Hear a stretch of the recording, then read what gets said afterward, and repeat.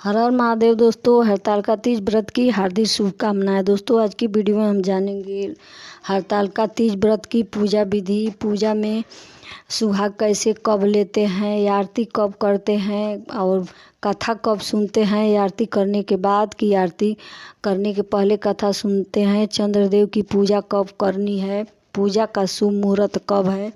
तो दोस्तों इतनी सारी महत्वपूर्ण जानकारी हम आप इस वीडियो में देंगे। तो दोस्तों आप लोग पूजा विधि देखते जाइए और बातों को समझते जाइए कि कैसे कब क्या करनी है। तो दोस्तों पूजा करने से पहले हमें अच्छे से सोलह श्रृंगार कर लेना है और चौकी लगाकर लाल पीला कपड़ा बिछाकर पूजा करते हैं। देवी देवताओं को आसन देते हैं, कलश को स्थापित करते हैं। तो कलश स्थापना करके भी पूजा कर सकते हैं, बिना कलश स्थापना करके भी पूजा किया जाता है। मिट्टी के शिवलिंग बनाकर भी पूजा किया जाता है। मूर्ति को भी पूजन करते हैं, शिव जी को फोटो को भी पूजन किया जाता है। तो जैसे आपको आसानी लगे। तो दोस्तों इस बार हरतालिका तीज का व्रत रखा जाएगा 26 अगस्त दिन मंगलवार को। और तीज व्रत में पूजा करने का नियम होता है, 3 बार पूजा करने का नियम होता है, विधान बताया गया है। तो सुबह में ब्रह्म मुहूर्त में पूजा करने का शुभ मुहूर्त है 26 अगस्त दिन मंगलवार को सुबह में 5:56 से लेकर 8:03 तक पूजा का शुभ मुहूर्त है। और शाम को गोधूली बेला में पूजन किया जाता है। तो शाम को पूजा का शुभ मुहूर्त है 6 बजे से लेकर 9:05 तक पूजा का शुभ मुहूर्त है। 6 बजे से लेकर 9:05 तक शाम को पूजन कर सकते हैं। बहुत सारी जगहों पर रात्रि में 3 बार पूजन किया जाता है। तो आपके यहाँ जैसा होता होगा वैसे करनी है, हमारे यहाँ जैसा होता है वैसे मैं बता रही हूँ। हम लोग तो सुबह में करते हैं, शाम को करते हैं और अगले दिन पारण को करते हैं, पूजन करते हैं। तो पूजन करने के बाद पारण कर लेते हैं। तो दोस्तों पूजा करने से पहले हाथों में जल फूल लेकर संकल्प लेते हैं। हे गणेश जी, हे शिव जी, हे माता पार्वती, हे कलश देवता, मैं पूजा करने जा रही हूँ।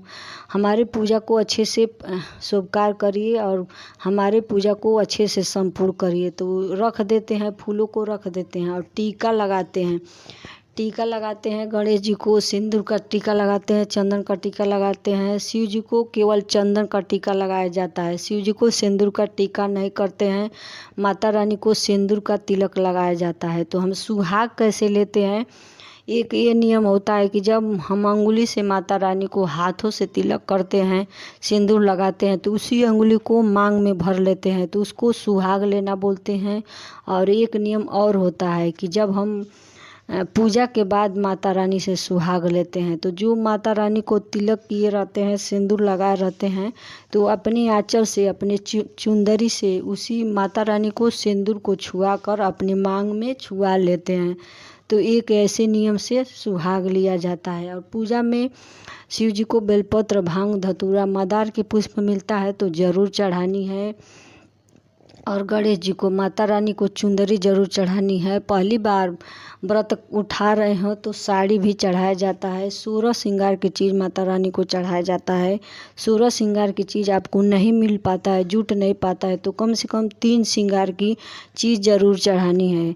3 श्रृंगार की चीज़ ज़रूर चढ़ानी है। चूड़ी, बिंदी, सिंदूर ज़रूर चढ़ानी है। और 2 जगह भी चढ़ा सकते हैं, 1 जगह भी चढ़ा सकते हैं, जितना आपको मिल जाए। तो जितना मिलता है उतने में कर लेनी है, ज़्यादा दुखी नहीं होना है, परेशान होने की ज़रूरत नहीं है।